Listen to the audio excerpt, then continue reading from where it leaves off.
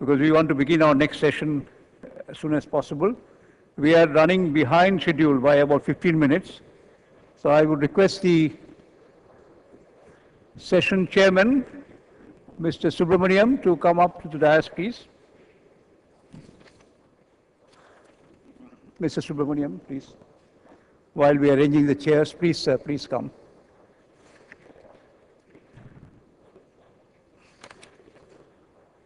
Mr. Chintan Shah. Mr. Chintan Shah. Mr. Suman Sinha. Kindly come up to the dais. Mr. Tejpreet Singh Chopra. Mr. P.P. Gupta.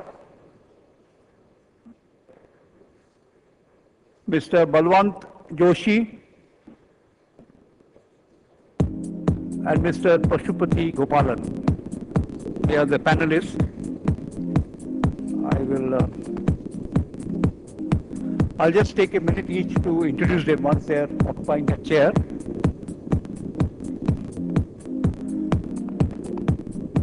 Mr. V. Subramaniam, who is chairing the session, joined the IAS in 1971 West Bengal cadre.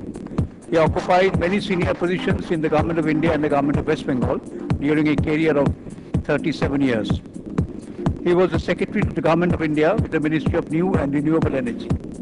Presently, he is a freelance consultant. He is also the Business Development Advisor to the Council for Industrial and Scientific Research at New Delhi, the Secretary General of the Indian Wind Energy Association, and Chairman of the Research Council of Indian Institute of Petroleum in an honorary capacity.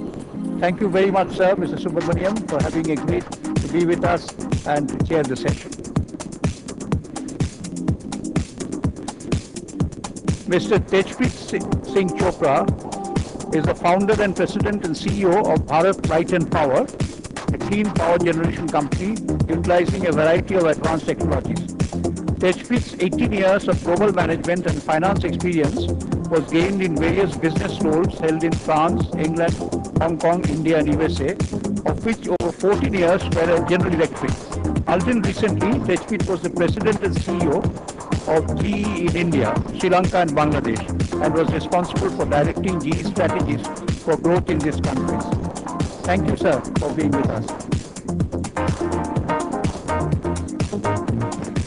Mr. Padam Prakash Gupta, he is an honors graduate of the Industrial Engineering and postgraduate from IIM Ahmedabad. After his initial experience in BHEL as a merchant banker at National Greenless Bank, he took over the mantle of Techno Electric and Engineering Company Limited in 1980. Under his guidance, Techno Electric and Engineering Company Limited has emerged as a leading company as EPC in all the three segments of power sector in India: generation, transmission, and distribution. He has led Techno Electric to become the largest company in Eastern India. Now he is spearheading Techno Electric into green power as power generator with 207 megawatt of wind power, and in IPTC as power transmitter, 2,400 MVA, 400 kV link in PPP model in Haryana. Thank you very much, Mr. Gupta, for being with us. And we have Mr. Balwant Joshi. He still hasn't come. Mr. Joshi hasn't come. Suman Sinha is here. Mr. Sinha, yeah.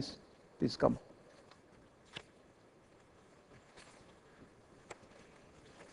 They thought there will be a coffee break for 5 minutes. Welcome to you, Mr. Sinha. Mr. Sinha is the Chief Operating Officer of Suzlon Energy. Last year, Suman set up Aditya Birla Retail, the Aditya Birla Group's venture into the retail sector in India. ABRL currently has over 600 supermarkets and 2 hypermarkets across India and employs over 12,000 people. So he's in a variety of business, not only Suzlon Energy, but also in retail market. Mr. Sinha is a chartered financial analyst and speaks at various industry forums in India and overseas. Thank you very much, sir, for being with us. And we have with us Mr. Pashupati Gopalan. Mr. Gopalan is the MD of Sun Edison, Southeast Asia and Sub-Saharan Africa. And we have Balwant Joshi. No. Yes. Mr. Joshi is the founder director of ABPS Infrastructure Advisory. So we have 6 panelists and 1 chairman. I would request the chairman if he could finish the session in one hour's time. Now, I'd like to make just one comment about the last session. We had a wonderful session discussing the prices of coal, how the prices are going to go up, LNG prices, how they're going to go up. You know, all these conferences we discuss how the prices are volatile and how the prices will go up. But are we not supposed to also discuss how to deliver electricity as an affordable price? They clash, you know. When we discuss that prices of gas-based generation is about 6 rupees, diesel generation 14 rupees, are we not forgetting that we have another important task which we should perform as an Indian power sector man, how to make the energy or rather electricity affordable to all. I think sometimes we miss that out, you know, when we discuss these things and prices are going up and up. I hope in the future we do that and find out how with new technologies we can bring the prices down, because that is very vital for us in India. I'll leave this to the chairman, Mr. Subramaniam, to conduct the session. I'll stand there for 2 minutes. One is, before giving me a public warning, Mr. Dasgupta had told me earlier also that I should finish the session in 1 hour. And I have conspired with some of my co-panelists and said most of them we would choose not to speak, but to answer questions. But at the same time, if any panelist is willing to speak, I'm going to welcome them first and ask them to speak. The second is somehow in the session topic, something is mentioned about forecasting and scheduling. And that has become an issue in wind, but it's a minor issue which we have to tackle. Someday or other we have to do it. And how do we go about doing it is something we are all working on. And thirdly, when it comes to renewable energy, the most important issues are policy. We have nobody from the policy crowd, except a consultant who advises people on policy, Mr. Balawan Joshi. We have manufacturers. I mean, Mr. Chintan Shah is representing a manufacturers. And you have developers on the wind side. We have Mr. Suman Sinha, Mr. T.P. Chopra, and Mr. Gupta. And on the solar side, we have a developer, Mr. Pashupati Gopalan, with us. Unfortunately, in this particular session, we do not have either a policy maker or a regulator. I mean, how they are going to look at it is one issue. This will emanate from the discussions and answers to the questions. And before starting, I would request Mr. P.P. Gupta first, if he has specific issues. I understand he has a short PPT. Then I request Mr. Pashupati Gopalan. He is the only person from the solar side, and he could take about 5 to 7 minutes, after which Mr. Balawan, would you like to speak or sit back and respond to questions? I leave it to you, but if he has a presentation, I would most gladly invite him to make the presentation. So Mr. Sinha, Mr. Chopra, and I, and also Mr. Chintan Shah, we want to sit back and respond only to questions. I mean, that's how it's going to be structured. May I now request Mr. P.P. Gupta first.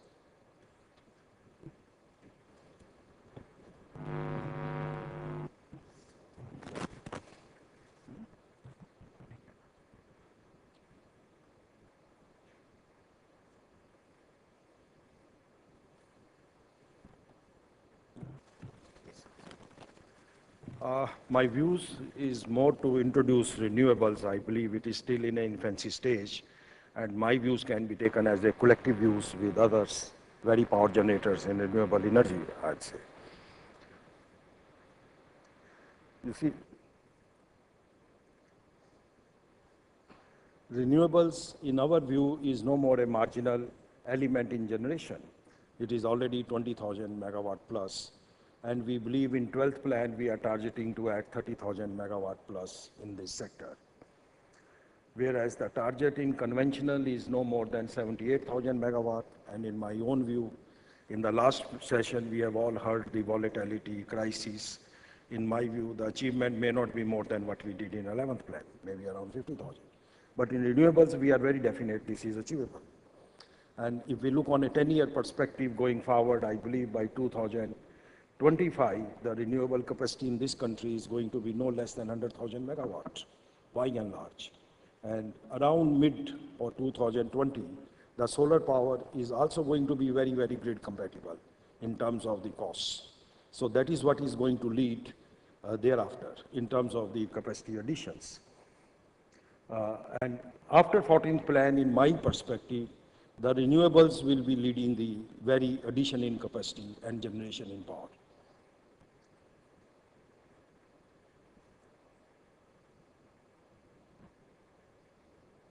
Then how do we go about bringing renewables as a mainstream, as we have conventional power? We all, as a society have a very strong inertia in this regard.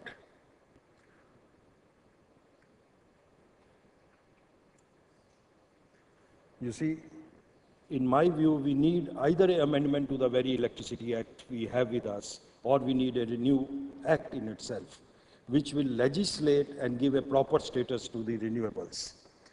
The specification of RPO target in the Act and law must be binding on the states.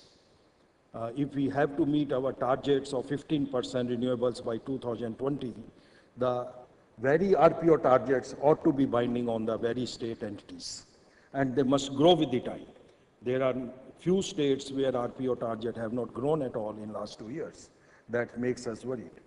And the very REC regulations for the states must be derived out of the very Act and law, and not that each state legislate its own, in this regard. The very institutions framework is missing in this sector, I'll say, as of now. There are no members, technical members to be seen in utilities occupying chairs on renewables, or even CA, even today does not have a member on renewables as a way of life. Going forward, I'm sure even regulators will like to have specialized setups in this power regard, whether it is a SCRCs or, and similarly, this very power will need a lot of support in terms of the open access.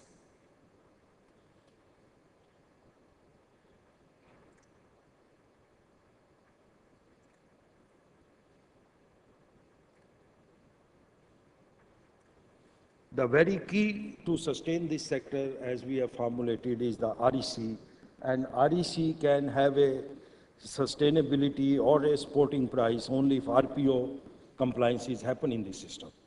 There should be a centralized purchase of REC in case the RPOs or fulfillment are not happening at the respective state levels or very obligated entities. Similarly, the RPO compliance must be made very quarterly instead of yearly at the moment.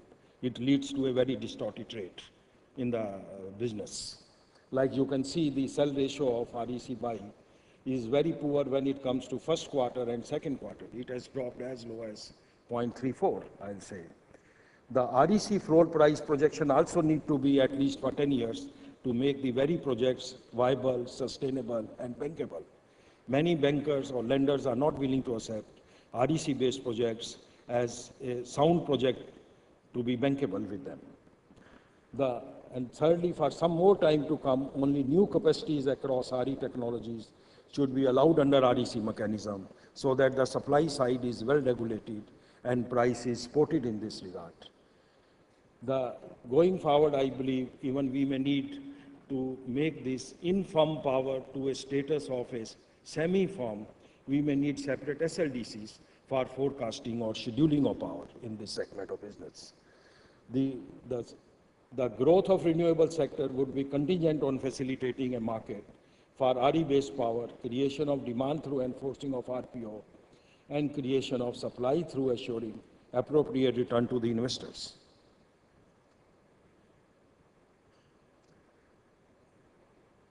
This, I think, we can overlook. There is some thought among state regulators to look for competitivity when it comes to wind power. In our view, this is not practical. Even this has failed in US and Brazil also. Basically because even intrastate or within a state also, the wind resource differs very widely, usually. So unless there is a specific land pocket with a assessed the renewable resource of power generation in that pocket, then only the bidding can be properly called for. Otherwise, it will largely lead to speculative bidding, unlike solar or thermal.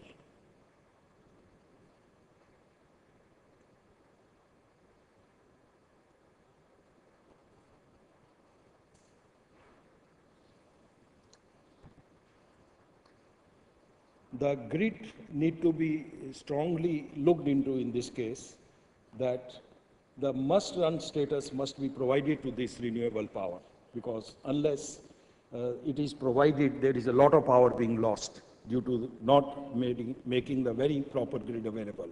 Like in Tamil Nadu, we have seen many a times, the machines are being backed out. So a deemed generation concept can also be thought of by the regulators while driving at the tariff, either as AWPC or FIT.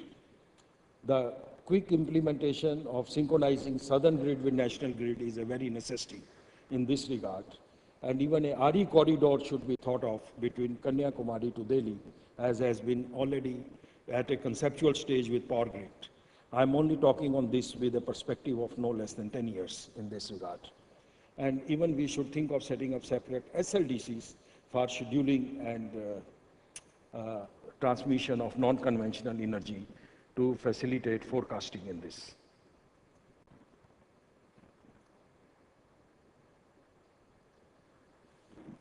The GBI in this sector need to be provided for some more time, as the very states have not adopted the CRC tariff methodology in driving either AWPC or FIT. I'll say AWPC, as suggested by CRC, is a very good model to the states to reduce their power purchase cost or even their affordability. But they have been, I'll say that most of them have been miser in setting up the very AWPC regime, which can be much lower than the market drive rates or even the rates they are willing to pay under FIT. Secondly, we always see that the very PPAs which are entered into renewables are kind of a levelized tariff fixed for the lifetime, despite many impacts due to the change in the regulatory and policy regimes, like income tax, the MAT. On one hand, we say that this sector is free of taxes for 10, 15 years of the power generation, but on the other side, we want to put it under the very MAT. And MAT also in today's time is no less than 20%, which is almost 2/3 of the full tax rate. So the very sector is becoming fully taxable, and the agreements entered prior to implementation of the MAT are not being compensated. The long-term RPO targets for all the states must be projected. If we have to meet 15% target by 2020, as per our climate change commitments to the national community, the targets for RPO must also be fixed up to 2020 for all states, and that must be enacted by law so that states have no choice on it. The interstate transaction of renewable power must be encouraged. The grid code must be suitably modified to facilitate intrastate open access and interstate open access of the power. And the very forest land which we need in the wind power need to be properly provided for. Thank you. Can I request Mr. Pashupati Gopal?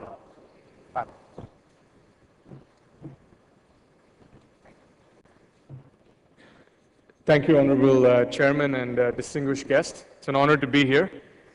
I will share some perspectives we have on the solar industry and the issues we face and perhaps what can be done in the context of India. Just one or two sentences about what we do so that you understand where I'm coming from. Sun Edison, whose operations I run in Asia and Africa, we are one of the largest, perhaps the largest solar energy developer in the world.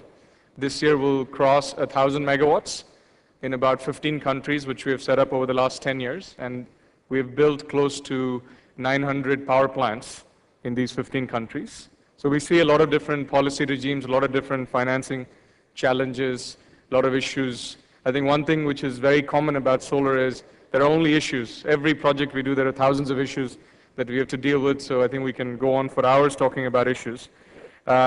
In the list of topics which was listed in the agenda, I'll take the financing of renewables and expand upon it a little bit and share my views on the financing challenges in solar particularly. I think that's where our experience is. So if you look at the solar industry, it is coming of age. There is 75 to $100 billion which are being financed in the solar industry at the moment between equity and debt. Fortunately for us, what is happening is the European markets are slowing down, and there is a great opportunity for India to pick up and attract this investment.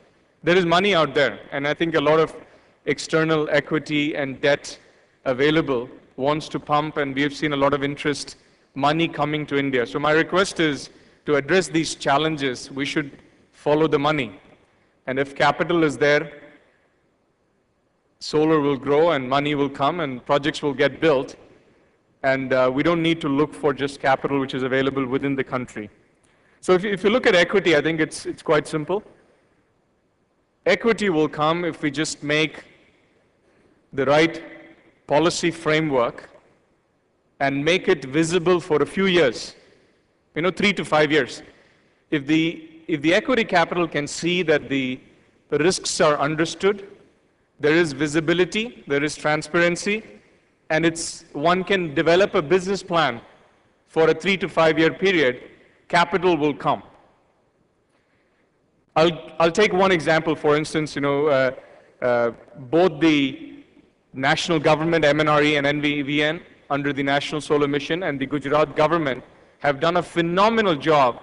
And just in the last 12 to 18 months, close to 1,000 megawatts of solar power plants have come up in the country. I don't know how many of you know this, but it's quite amazing, just in 1 year, or maybe 1.5, 2 years. So in that short time frame, the projects have been awarded, and most of the projects have already come up.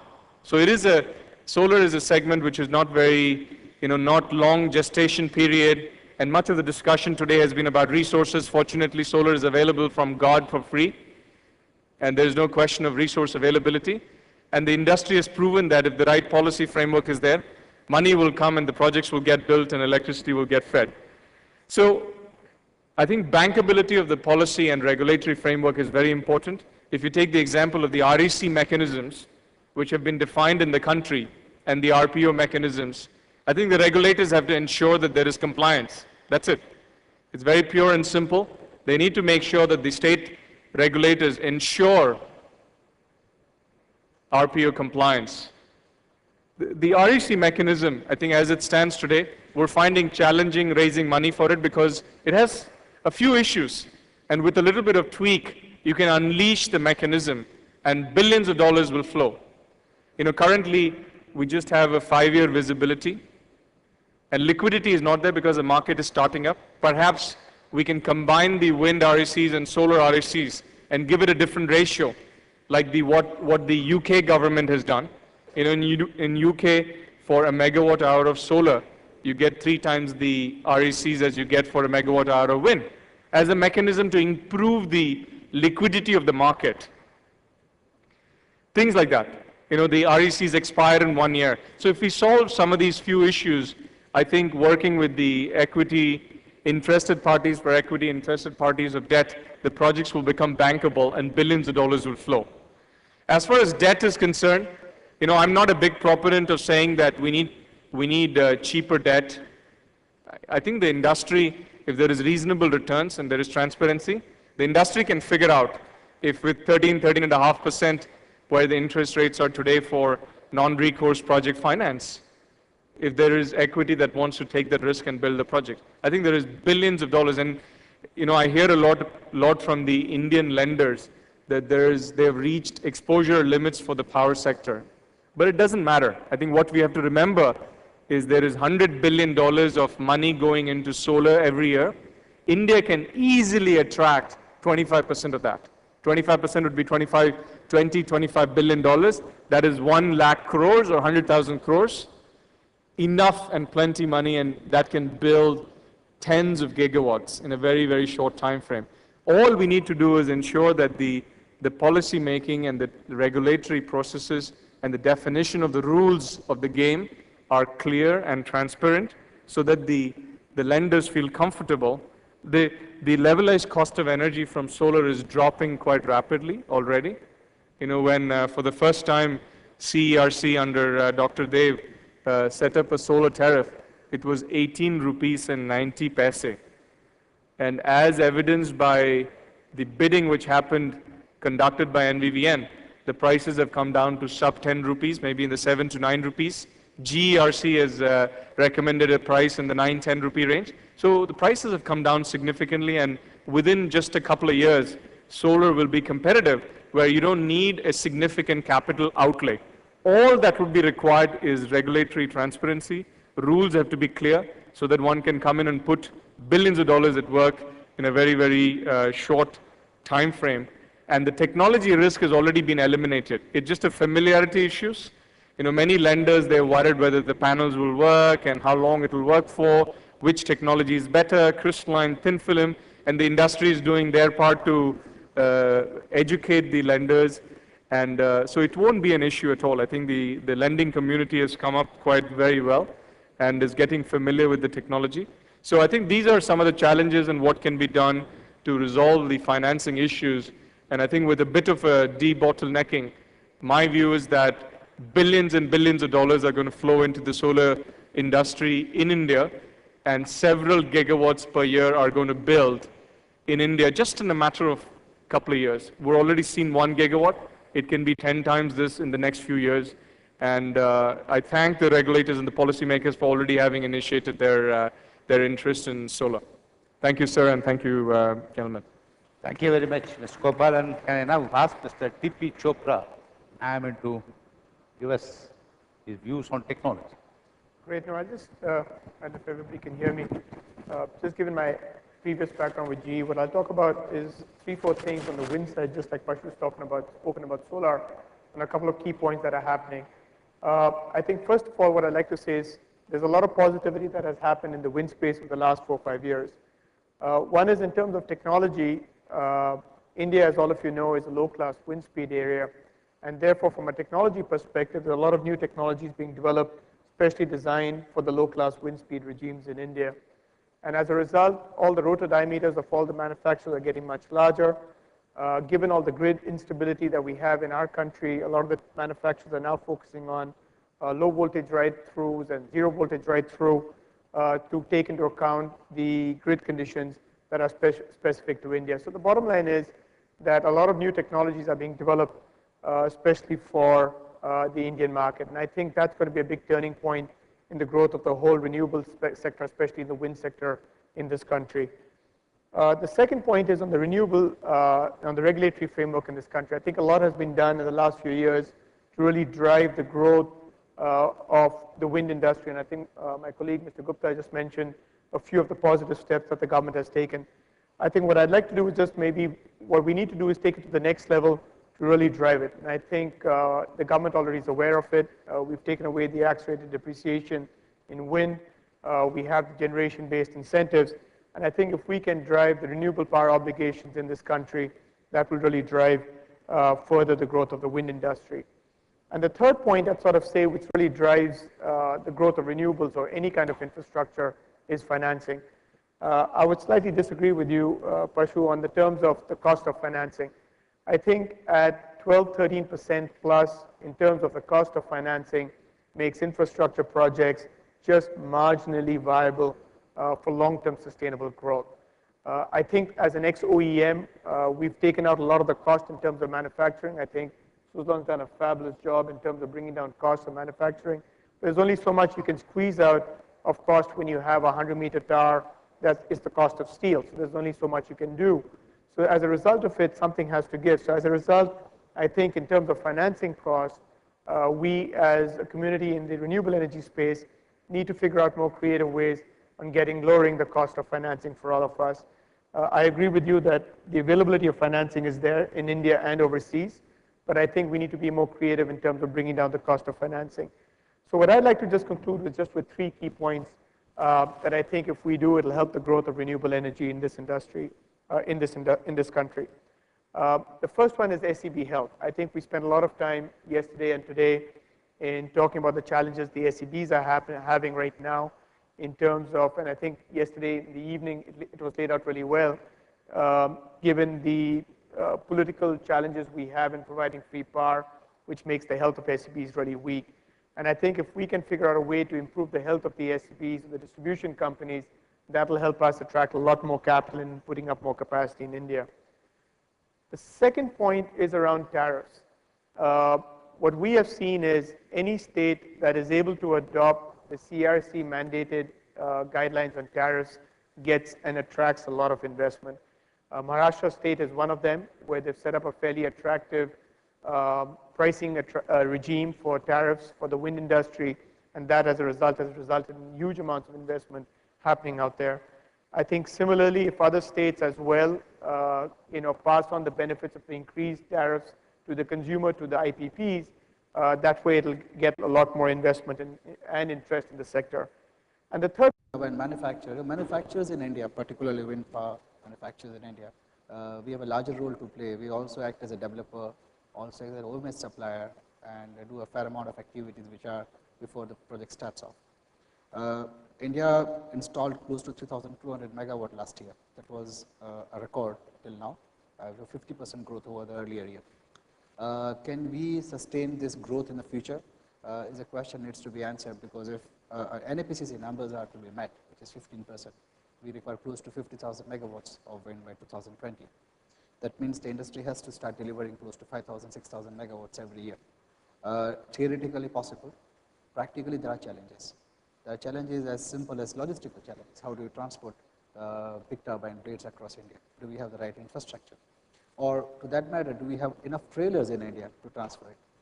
Multi-axle trailers in India are 3,600 in numbers. You don't have beyond that. So even if you want to transport more, absolutely you don't have the facilities to do so. And it takes time to build up this entire ancillary services. Craneages, for example. You require a 500-ton crane to install a wind turbine. How many cranes we have in India? Somebody has to import this crane. There's a lead time to it. So cost is bound to go up. Incremental cost is bound to go up in the coming years till it gets stabilized. More so, there are operational issues that nobody has been focusing till now, but which will be the case. A fair amount of activity has happened on the regulatory front since Act 2003, and a great deal of consistency has been brought in the market. That's the reason that you're seeing these numbers today. There's an immense faith in the regulatory process as far as the manufacturers, the investors are concerned. You have cost-plus based tariff still going today, and there is a faith in that it's going to bound to continue. So people put in investments. A simple thing like when you put up a transmission tower, EHV transmission tower, do you require a non-agriculture status for the land used? No, you don't. But you require an NS status for a windmill when you put up. You are actually not changing land use change at all. So why can't windmills be exempted from non-agriculture status? It actually saves 18 months of time. There's no value addition. These are the type of reforms one would look at. If you're going to buy land for wind farms, bona fide purpose, you need to be exempted from the Land Ceiling Act. You are not today. So this definitely puts a hindrance to the growth that is bound to happen, or that market demand is there when you put up the projects. These are operational state-level reforms that has to now take up apart from the policy setup and the policy reform that is happening. On the financing side, I had one more point to add. More than the cost of fund, it is the DSCR that matters, the debt service coverage ratio. If you go to a commercial bank, you don't get an amortization schedule for more than 7-8 years. If somebody can get a 15-year amortization schedule, the entire economics changes for a wind farm project. Why does it not happen? Because the bankers would have an asset liability mismatch. Can RBI actually exempt financing renewables for that particular conditions of asset liability mismatch? These are again questions to be answered. Broad reforms are like that. Maybe when you put up a wind farm project, the transmission evacuation EHV setup gets a loading of only 20-25%. Can't we think about a hybrid option over there? We put a solar along with the windmill over there, so that there is a higher loading on the transmission system. So you, at the end of the day, you economize on a fair amount of activities. So these are a couple of points I had to just brush upon. Thanks. Thank you, Mr. Shah. Mr. Balawan Joshi, would you like to?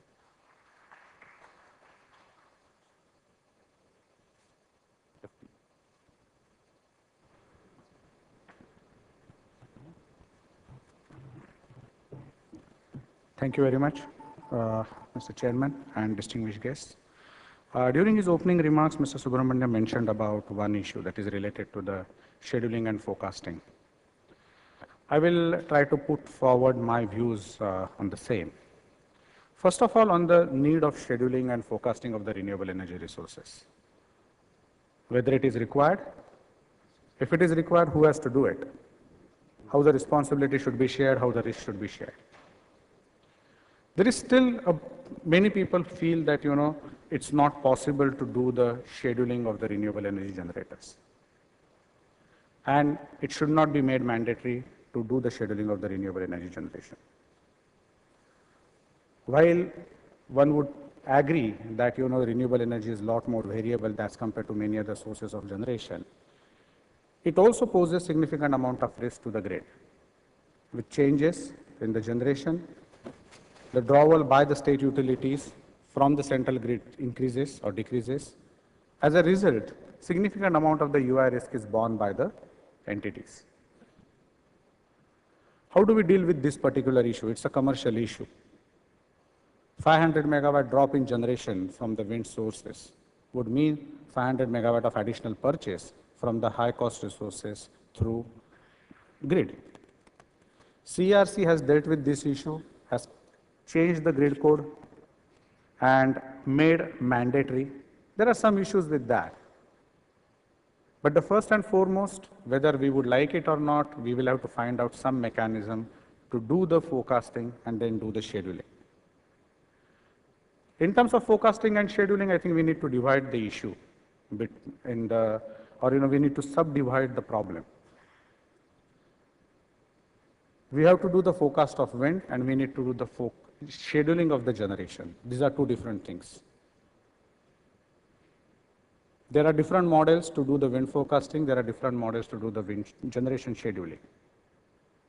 Whether we can do it in Indian context, where there are small number of generators or where there are small capacity generators as compared to the many other markets.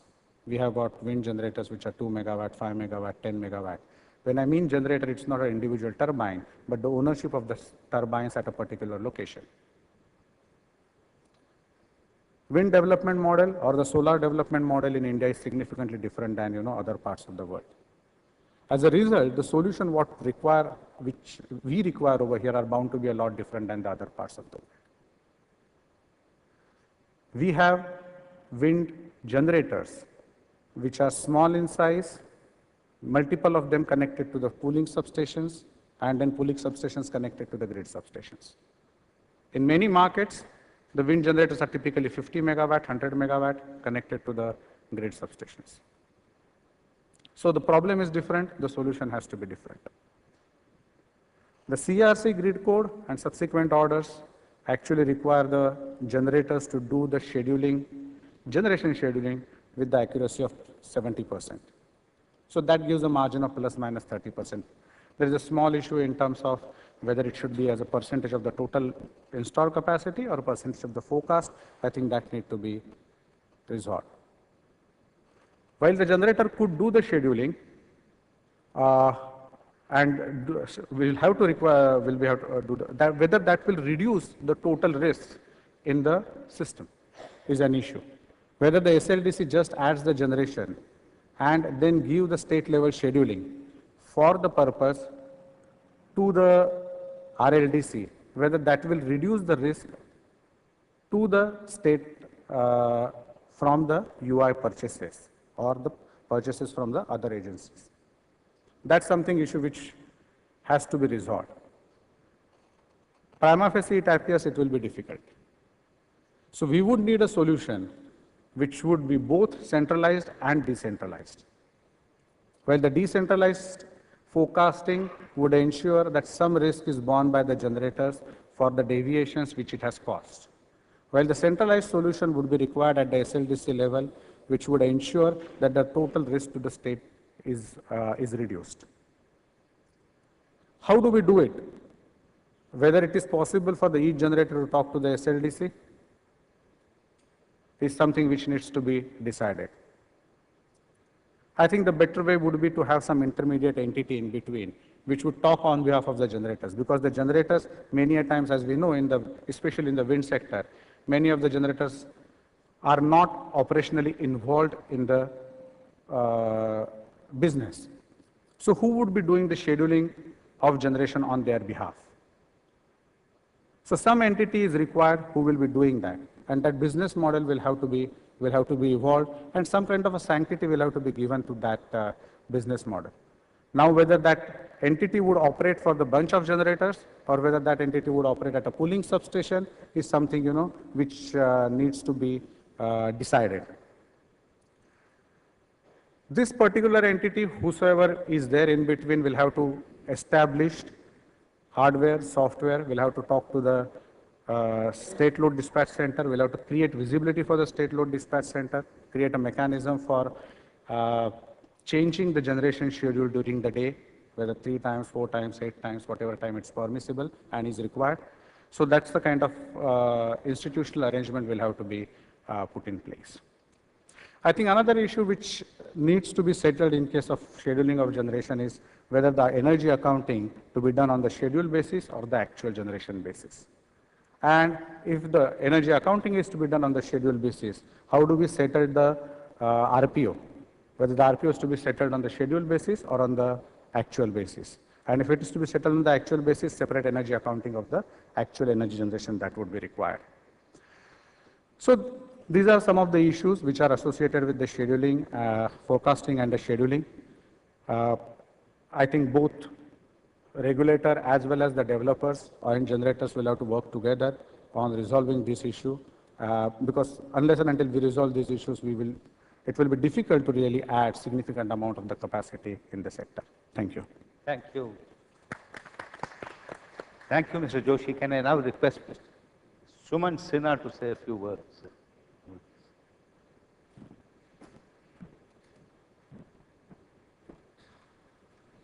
Hi, good afternoon, everybody. I was hoping to sit back and relax, but unfortunately, all my co-panelists chose to speak, so I thought I'll join the crowd as well. Thanks a lot for giving me the opportunity of speaking to all the people assembled here today. I think if I look at, I'll give a little bit of a perspective on the wind industry. As we all know, the industry is going through a very significant flux right now in terms of the changing customer base. We're moving from a depreciation-driven environment to really an IPP and a generation-driven environment. And so therefore, really, it's now the IPPs that are the primary generators of wind power and capacity additions going forward. And people like us are looking, have got private equity financing from various overseas investors in the past. And so necessarily we have to deliver a certain level of returns to those investors to ensure that we have new supplies of funding coming in to continue to add capacity.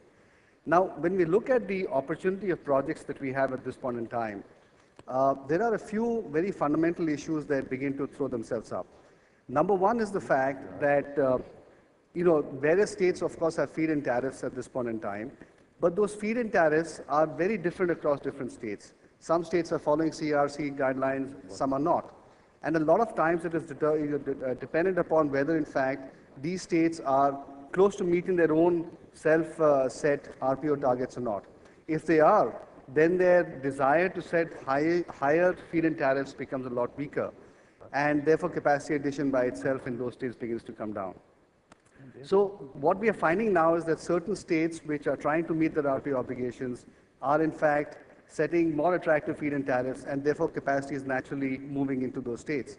But a number of other states which have the resource of high-quality wind, we are not going to be seeing a lot of capacity addition going forward. And so therefore, there's actually a concentration that is developing based on the feed-in tariff mechanism. Now, the second way in which IPPs like us can get revenues is through the whole APPC REC model. And there are actual problems with both the APPC as well as the REC. On the APPC side, a number of states say that this is not power that they necessarily would like to buy, and so therefore start putting in place prohibitions about how much they want to buy of APPC based on the APPC based side. And so therefore, there is no real certainty as to how much a state will continue to buy off the APPC based mechanism.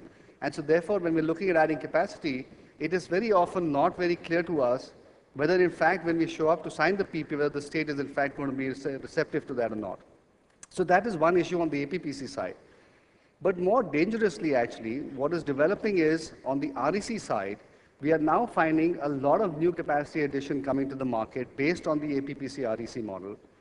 And if you look at the very last auction that happened in the exchanges, the supply was 3 times of RECs that of the demand. And therefore, the prices actually came down quite dramatically. But more importantly, a lot of the RECs did not get sold. Now, if this continues even for 2 or 3 more months, and if we find that there is continuously more supply of RECs and less of demand, then it won't just be a question of the floor price issue. It'll also be a question of, is there actually fundamental demand for RECs?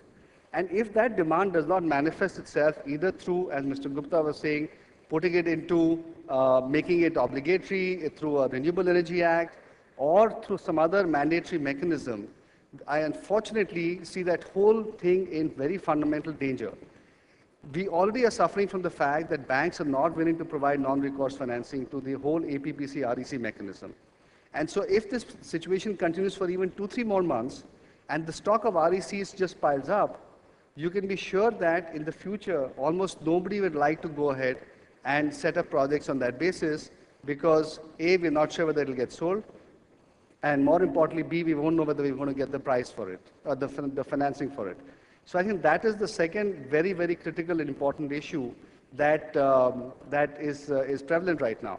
And I think that as regulators, I think this is an issue that has to be looked at very, very quickly because the whole, to my mind at least, the whole REC market at this point stands on sort of on an edge. And if quick action is not taken, then it just will risk that all the hard work that has happened so far to make this market viable is likely to fall by the wayside. And I say this with thought because you know, it is something that we are dealing with on a day-to-day basis. And we also hear from a number of states where notices in fact have gone out for RPOs that those obligated entities are actually pushing back, they're going to the court, they're getting stays on the RPO, and that is actually very worrisome because obviously that news gets out in the system and therefore that makes banks even less willing to finance these sorts of issues. So I think that is something that we have to look at very carefully. The third issue that we also have to look at is of course the issue of GBI. GBI is really now is in a way the replacement for the accelerated depreciation mechanism.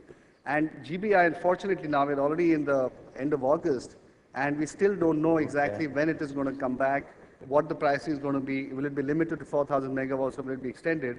And again, that, apart from the actual number itself, it lends itself to this view that there isn't good enough policy clarity. And if there isn't policy clarity, then how do you prepare for planning for next year's capacity additions? And so if you look at wind at this point in time, you know, as we all know, 3,200 megawatts was installed last year. This year, I think that number is going to go down very significantly. And unless some of these issues resolve themselves for next year, I see that number just coming back down to 1,500 or 2,000 megawatts. And certainly, I don't think we're going to end up achieving the 12th plan target of 15,000 megawatts of wind additions. So I think there has to be some very quick action. Otherwise, all the capital that is going into the sector will again begin to pause, will again begin to rethink in light of all of this policy uncertainty. And as we know, lead times are at least a year, year and a half, and you'll probably find that there will be a hiatus of capacity addition that will begin to manifest itself. And so I think these are issues that really need to be thought through and acted upon very speedily. Otherwise, I really do see that this change that is happening from accelerated depreciation to the IPP market will really not fructify and prove to be very successful. So I think these are some of the issues that really need to be debated and discussed, and certainly action needs to be taken on these issues sooner than later. Otherwise, at least as far as the wind industry is concerned, it is going to lead to much lower additions into next year. Thanks a lot. Thank you, Mr. Sinha. The points that came out of the discussion is one, points relating to policy, points relating to regulations, points related to financing, points relating to technology, and a point relating to forecasting and scheduling. This is a broad range of topics that have been covered by the speakers. One of the main worries today is it's not forecasting the wind energy, but forecasting the policy, which has become a problem. I mean, the policy of accelerated depreciation disappeared. There's no sign of the generation-based incentives being announced. And as Mr. Sumant Sinha said that 3,200 last year, and he expects 1,500 to 2,000 megawatts this year, a significant drop. But I only wish I can share his optimism. I doubt whether you will touch even 1,500. I mean, these are all the broad, I mean, each person here has been working on wind and solar energy. And solar also suffers from certain policy issues. One of the things we keep talking about from rooftops is 15% power in the grid by the year 2020. But somebody has to do a reverse calculation. It's not enough if you look at reverse bidding alone. Reverse calculation to see how much of capacity you require to add on a year-to-year basis. I mean, the capacity addition should be around 6,000 to 7,000 megawatts in renewable energy. When I say renewable energy, I take wind into account, solar into account, small hydro, biomass, and probably some amount of power being generated from biogas. These are things that can be driven more by policies and regulations. There's no point in saying that the renewable sector has not lived up to the expectation of 15% power by 2000. Having said that, I leave the floor open for questions. We have exactly 10 to 15 minutes to wrap up this session. Yes, sir. Mr. Saran. Good afternoon, sir. I'm Amulya Charan from Tata Power.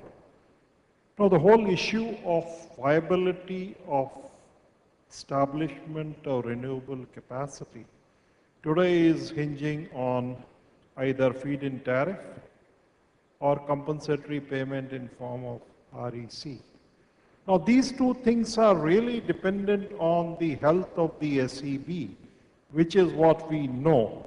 Some time back, we had carried out the study with the feed-in tariffs based on the CRC model and the forecasted capacity to be added.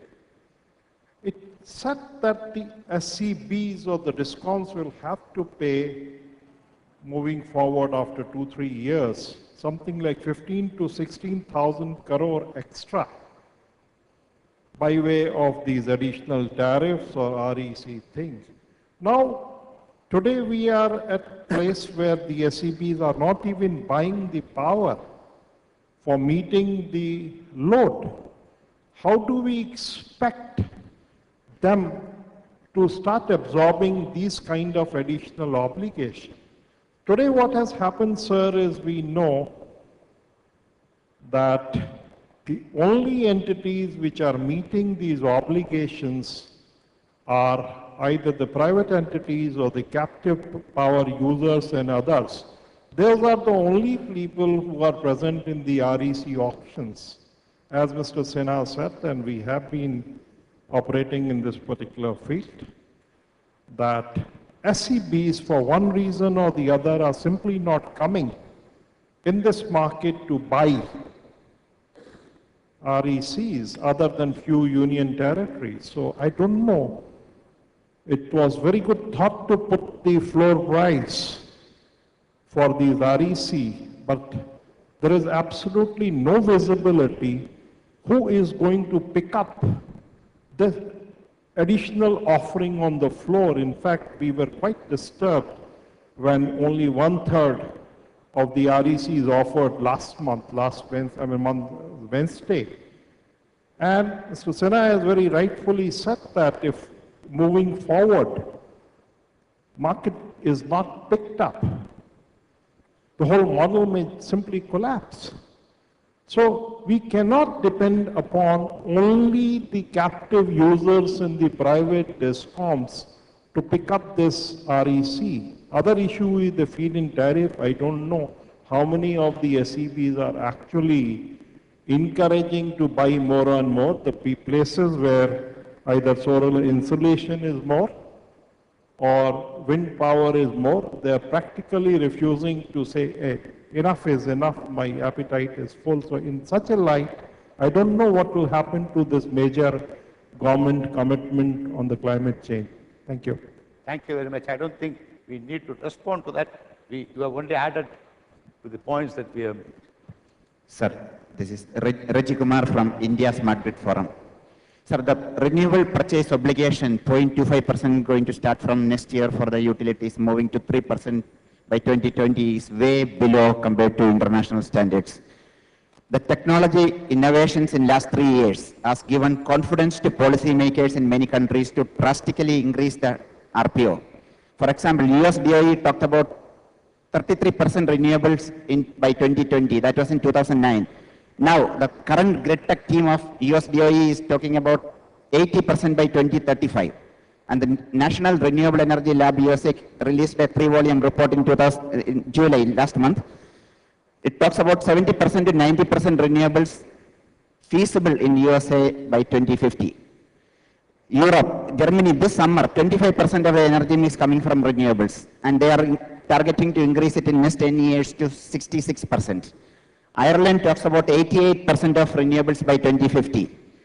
Japan, pre-Fukushima, they were talking about only 10% target by 2020. And post-Fukushima, energy policy is still under debate. It has not come. The rumor is that 66% by 2025.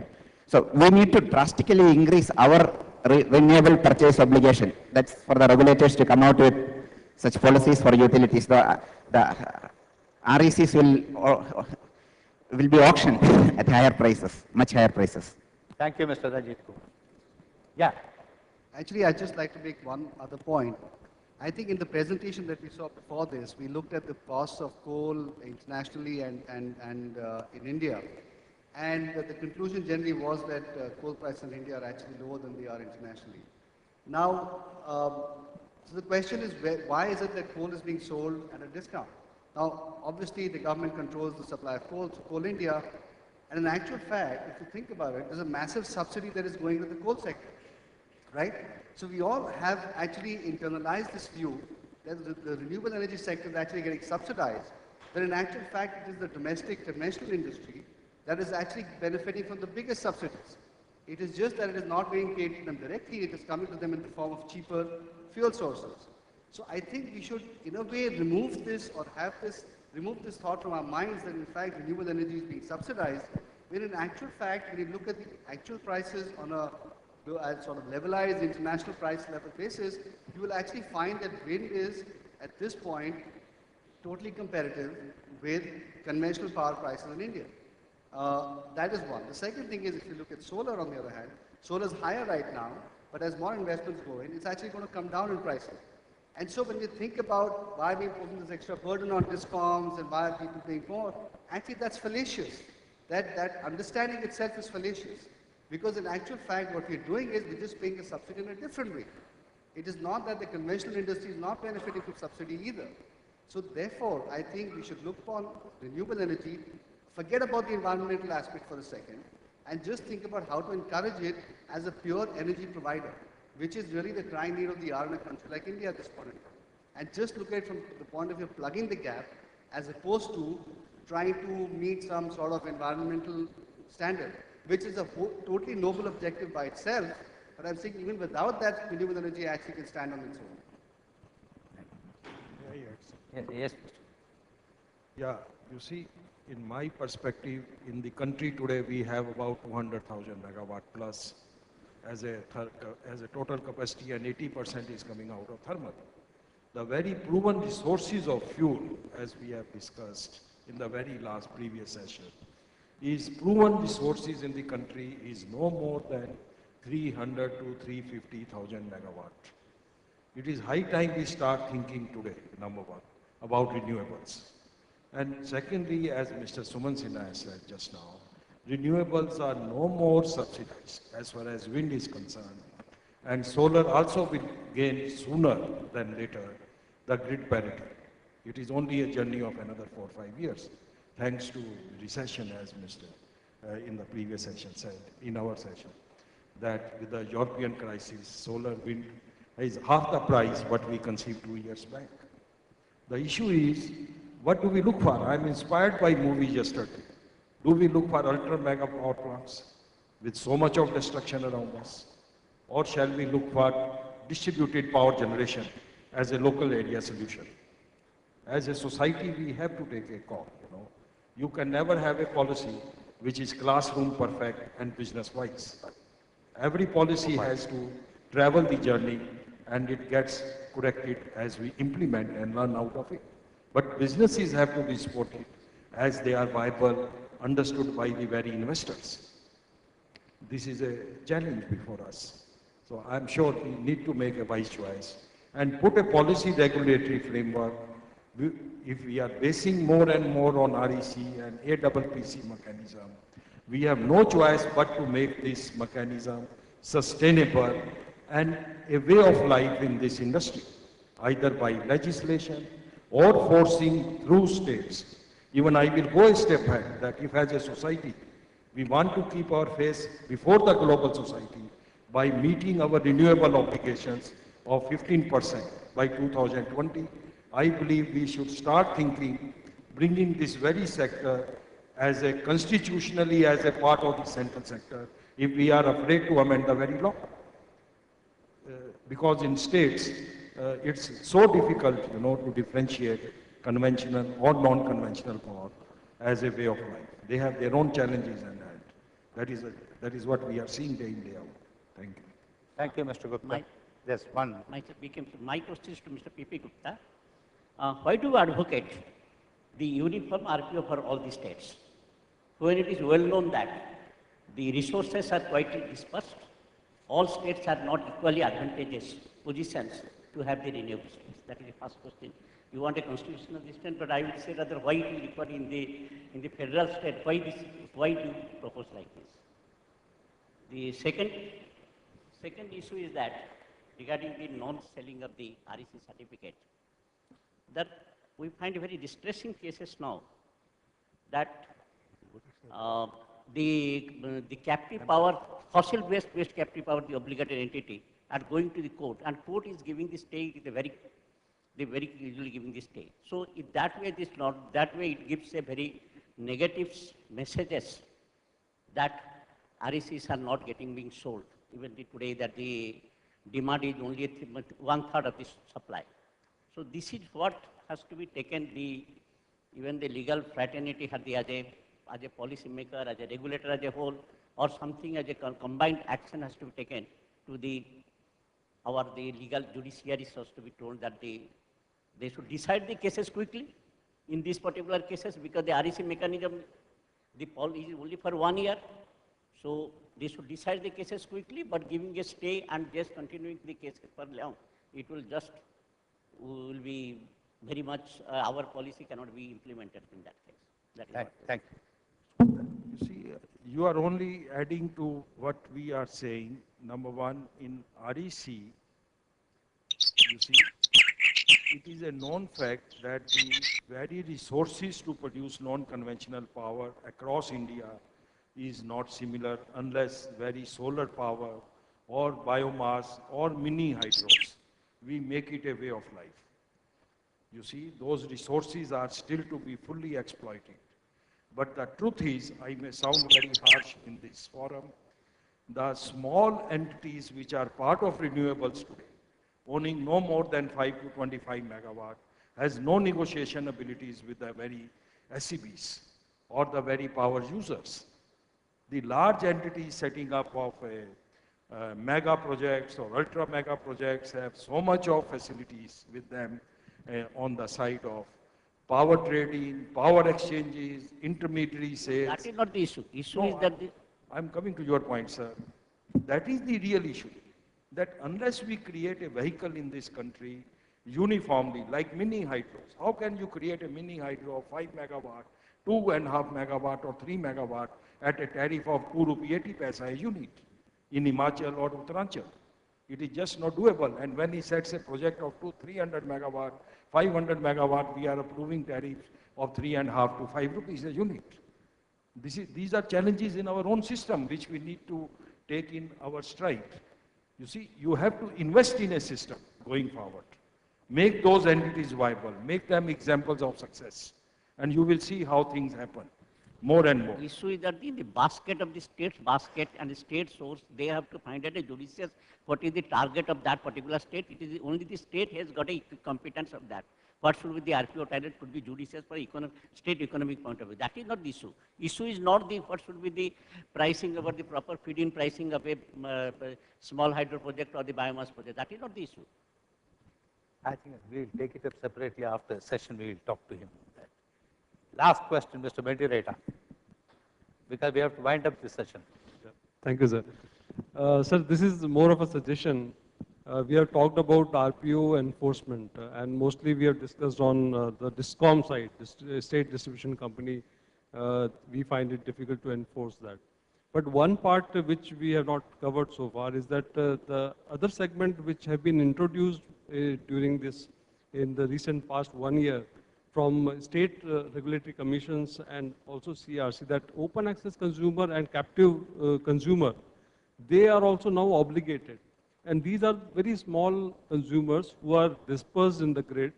And in many of the cases, and most of the cases, I think, they may not be aware of such obligation. Such obligation has come, they may not be aware, and they are also awaiting that how the compliance is going to be affected on us small consumers like us. So my suggestion will be, is that we may start issuing a public notice, maybe statewide,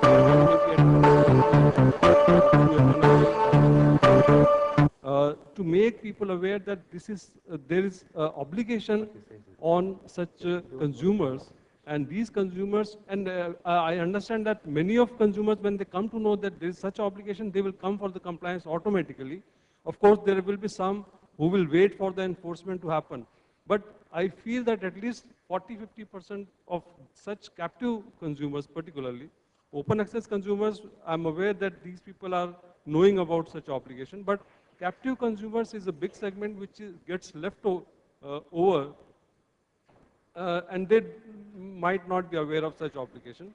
Thank so you. maybe, I mean, yeah. Can I ask Mr. Chopra to make a quick What I just say is, and I agree with that point, and what I wanted to say is there's a lot of gray area in this point, and I think this is something that all of us should have a discussion about. I sit on a board of a company, and he's asking if he has a diesel genset, a very large diesel genset, should he also have to comply with the same requirements that everybody else is having to comply with regards to captive? So I think there's a lot of gray zone right now in this country, and this is something I think we need a lot of clarity, because a lot of companies around this country who have captive power plants of anything between 5, 10, 15 megawatts are trying to figure out, are they also required?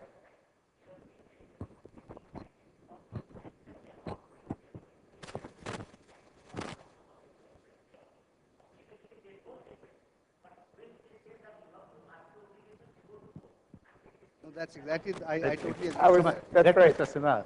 So in fact, I would say that all the obligated entities are absolutely aware of exactly what their obligations are. They are following very, very closely the entire enforcement of the whole RPO mechanism across the country. And as I said, in some cases, they're even taking stays wherever they're getting notices. So everybody is totally aware of it. But I agree with you, it is not just the DISCOMs, it is also these other captive private sector customers who are also a very big part of the market. And even if you're not willing to enforce it on the DISCOMs for whatever reason, because they're cash strapped, etc., please enforce it at least on the private sector companies, because even that will generate a huge demand for RECs. And as I said, at this point, they're all very carefully seeing what is happening in the market, and they will, if they find that there is actual spine and backbone behind the government's intention to enforce RPOs, that the SERCs are going to go after them, and they're going to penalize them, then they will all start buying RECs. But until that happens, they will not do it. Thanks. A last question from Mr. Ajay Shankar. I mean, this is the last question. A little clarification on the suggestion for a separate load dispatch center for renewables. I mean, how would it work? What would it be its utility? Yeah, I believe a separate SLDC for renewables will be a very definite answer in encouraging proper forecasting and scheduling of this very power. Because these are very distributed power generated solutions. So and bigger the, the capacity you have to schedule, you are more sure of its achievement. It's always a better way, and that is how it has been achieved in Spain also. So I believe as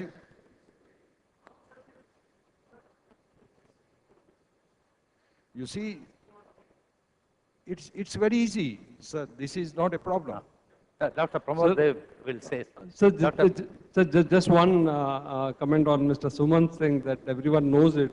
I'm sure from industry side, awareness is more, but from the commercial and the residential users or group housing societies which consume the captive power, there's no awareness. I'm sure there's almost 90% non-awareness. The chairman CRC wants to intervene. I mean, I think we welcome him to do it.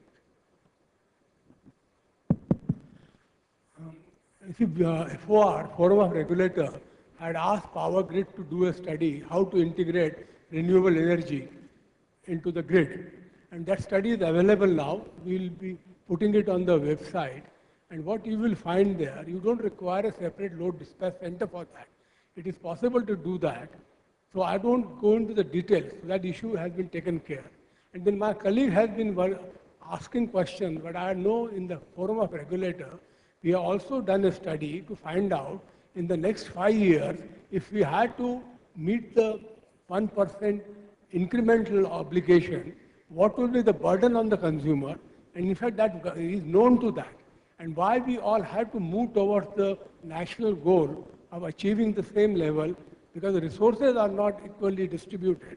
That means some people have to share higher burden, and that's why the REC scheme was introduced. So I don't know why my colleague is raising this. He can visit FOR website, see that study, and this is a settled issue. That's what I wanted to clarify. Thank you. Then I think we will finish. I thank all the panelists. Mr. Vikas, Mr. Ashok Dasgupta has been looking at me keenly. We thank all the panelists. If you can give them a big hand, we conclude here.